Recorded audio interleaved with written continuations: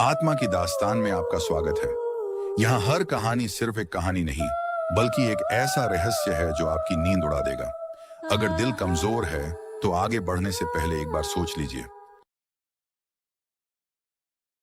West Virginia के western शहर की पहाड़ियों में एक ऐसी इमारत खड़ी है जो कभी उत्तरी अमेरिका की सबसे बड़ी हाथ से तराशी गई पत्थर की चिनाई वाली इमारत होने का गौरव रखती थी। दूर से देखने पर इसके गॉथिक टावर और अंतहीन ईंटों के विंग किसी यूरोपीय देहात से उठाकर एप्लेशियन जंगल में रख दी गई किसी भव्य इमारत जैसे लगते हैं। लेकिन जैसे ही आप करीब आते हैं, यह सुंदरता किसी और ही चीज में बदल जाती है। यह है ट्रांस एलेगेनी लुनैटिक एसाइलम, और एक सदी से भी ज्यादा समय तक इसने हजारों आत्माओं को पूरी तरह निगल लिया।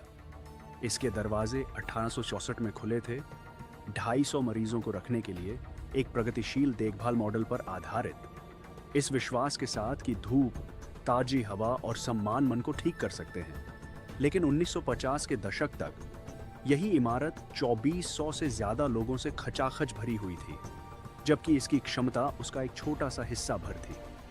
गलियारे शयन कक्ष बन गए, धूप वाले कमरे वार्ड बन गए, सम्मान सिर्फ एक याद बनकर रह गया। और इसी भीड़भाड़ में एसाइलम की असली भयावहता जन्मी, भूत नहीं, अभी नहीं, बल्कि एक ऐसी व्यवस्था की हताश, क्रूर सच्चाई जिसने पूरी तरह नियंत्रण खो दिया था। यहाँ मरीजों को भर्ती करने की वजहें आज सुनने में हास्यास्पद लगती हैं। शोक, रजोनिवृत्ति, मिर्गी, आलस्य। एक स्त्री को उसका अपना पति सिर्फ इसलिए भर्ती करवा सकता था क्योंकि वह उससे बहुत ज्यादा असहमत होती थी।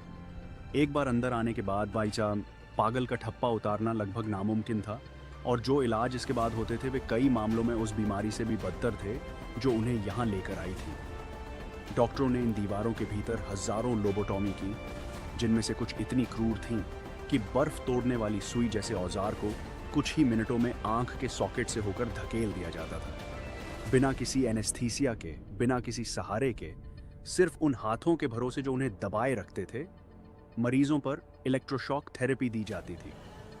हाइड्रोथेरेपी का मतलब था घंटों बर्फीले या उबलते पानी में डुबोए रखना, इतनी कसकर गीली चादरों में लपेटा जाना कि कुछ मरीज हिल भी नहीं पाते थे, तब तक उसी हालत में छोड़ दिए जाते थे जब तक उनकी त्वचा में छाले न पड़ जाएं या उनका मन पूरी तरह टूट न जाए। एसाइलम इसे देखभाल कहता था। जो मरीज इससे बच गए वे इसे कुछ और ही कहते थे, हालांकि ज्यादातर तो इसे कुछ भी कहने की स्थिति में कभी थे ही नहीं। जब आखिरकार 1994 में राज्य ने इस सुविधा को बंद किया, तब तक इमारत 130 से ज्यादा वर्षों की पीड़ा को अपने पत्थरों में समेट चुकी थी।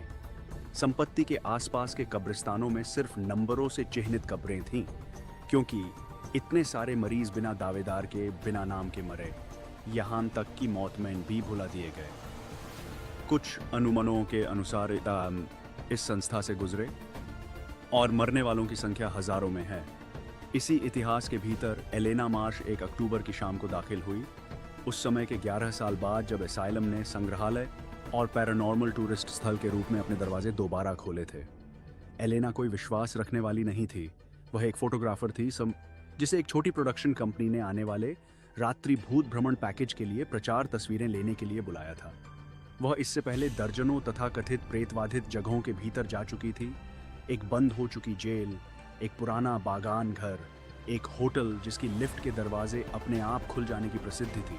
हर बार उसे पुरानी इमारतों में सिवाय खराब वायरिंग और उससे भी बदतर प्लम्बिंग के कुछ नहीं मिला था। उसे यहाँ भी वही उम्मीद थी। उस शाम उसका गाइड था थॉमस रेयस, 50 के दशक का एक भारी भरकम आदमी जो 1 दशक से भी ज्यादा समय से एसाइलम में काम कर रहा था, पहले इसके संक्षिप्त कार्यरत अस्पताल के दौर में, और बाद में जब टूर शुरू हुए तो रात के सुरक्षा गार्ड के रूप में।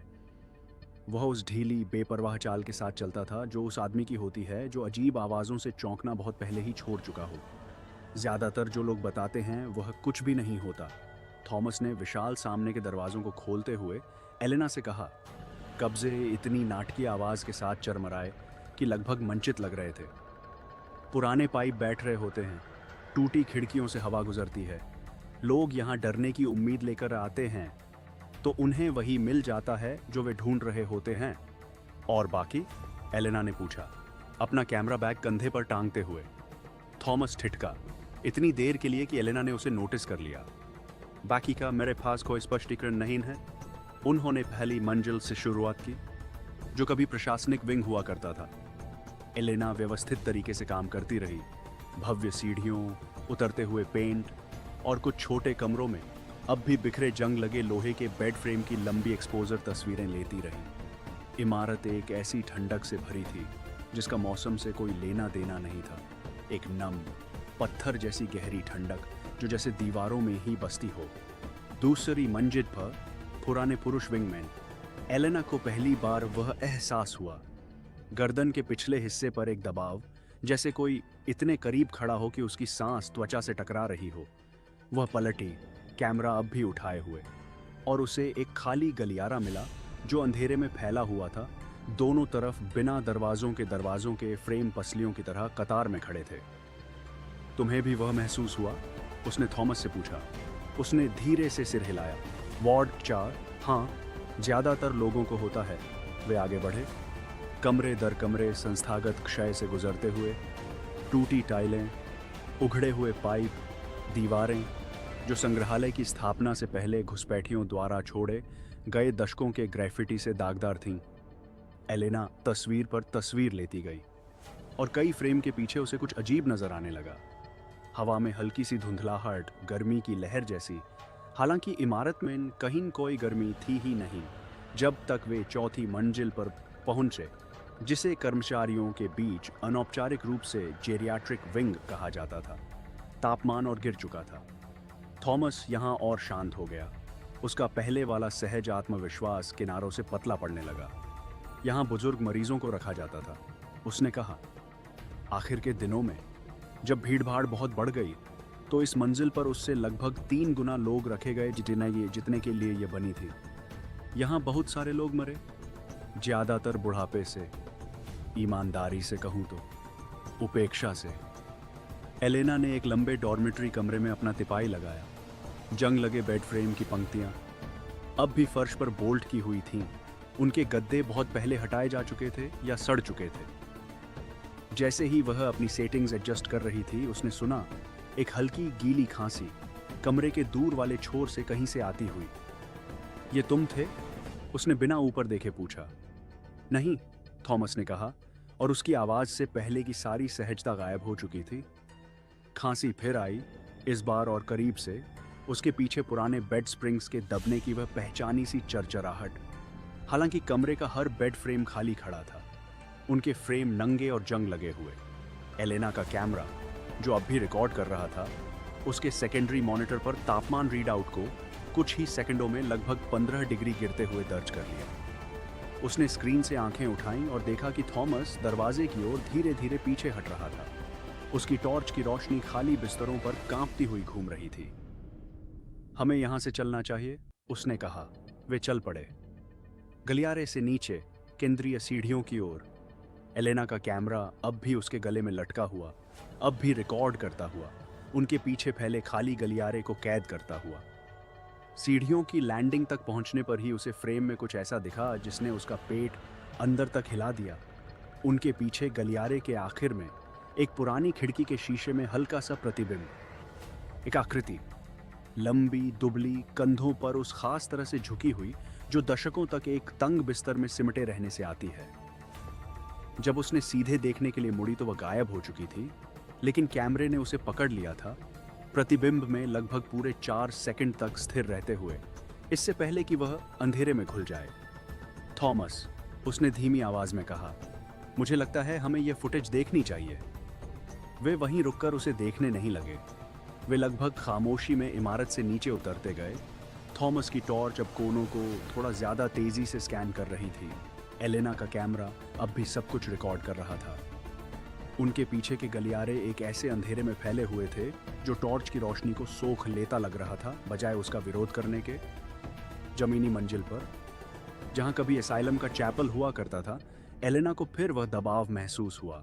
इस बार पीछे नहीं बल्कि सीधे सामने, जैसे कुछ चैपल के दरवाजे पर खड़ा उन्हें आते हुए देख रहा हो।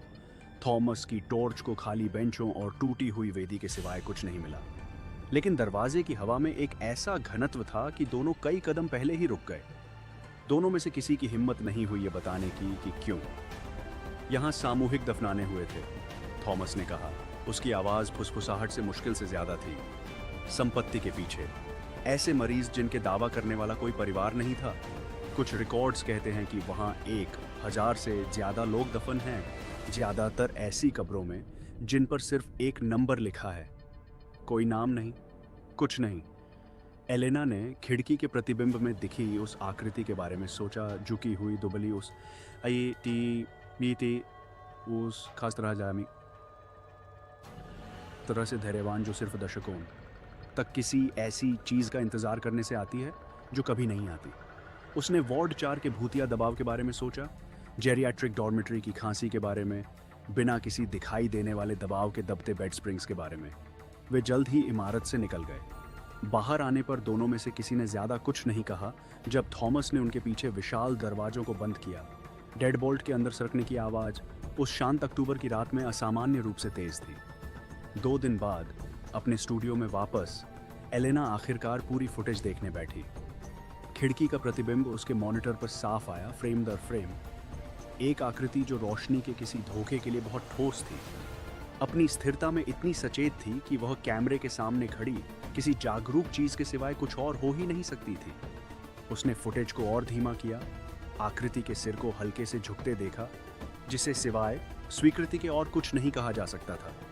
वह फिर कभी असाइलम वापस नहीं गई। उसने ली गई तस्वीरें टूर कंपनी की प्रचार सामग्री में इस्तेमाल हुईं, सावधानी से इस तरह काटी गईं कि खिड़की का प्रतिबिंब पूरी तरह छूट जाए। एक फोल्डर में दबा दी गईं जिसे एलेना शायद ही कभी दोबारा खोलती थी। लेकिन कभी कभी देर रात अपने स्टूडियो में अकेले काम करते हुए उसे गर्दन के पिछले हिस्से पर वही दबाव लौटता महसूस होता, हल्का, जाना पहचाना, धैर्यवान, जैसे उन ठंडी पत्थर की गलियारों से कुछ यह तय कर चुका हो कि कांच के उस पार 4 सेकंड की स्वीकृति काफ़ी नहीं थी और वह उस बातचीत को पूरा करने के लिए उसके पीछे पीछे उसके घर तक आ गया हो जो वहाँ कभी पूरी नहीं हो पाई थी। ट्रांस एलेगेनी लुनैटिक असाइलम आज भी खड़ा है, इसके टूर आज भी चलते हैं, इसकी दीवारें आज भी उन हज़ारों लोगों का जो कुछ बचा है उसे थामे हुए हैं जो इनके भीतर जे और मरे। और हर साल और भी लोग इन दरवाज़ों से गुजरते हैं, सिर्फ पुराने पत्थर और पुरानी कहानियों की उम्मीद लेकर, और लौटते हैं एक तस्वीर, एक रिकॉर्डिंग और एक ऐसी ठंडी जगह की याद के साथ जो किसी खाली गलियारे में उनके थोड़ा बहुत ज़्यादा करीब से पीछा करती रही।